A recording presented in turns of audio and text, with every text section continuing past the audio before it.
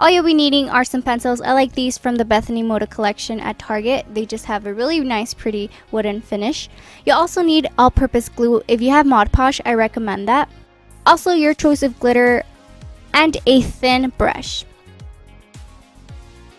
I recommend placing the glue somewhere where it'll be easy to access, considering that this process is very fast-paced. It's super simple. You just need to add the glue on the metal portion of the pencil really fast, but also as precise as possible. I don't recommend you taking too long on it because, again, we're dealing with glue. Once that's done, I just like putting it inside of the tube, and I like swirling it around because I want to get as much glitter as possible.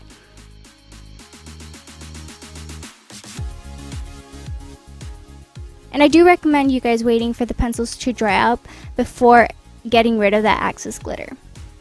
This is such a super fun and easy way to just make your pencils look a little cuter.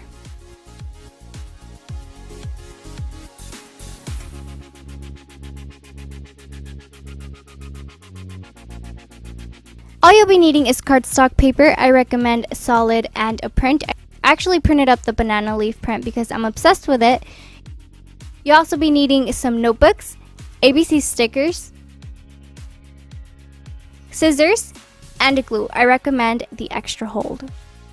First things first, I'm just going to be gluing the print onto my notebook cover like so, and I'm going to make sure I get rid of any air bubbles.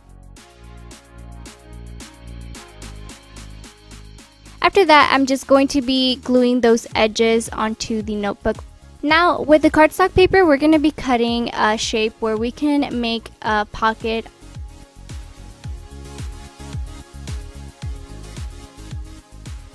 And since we want this to be a functioning pocket, we're just going to be gluing the edges of it.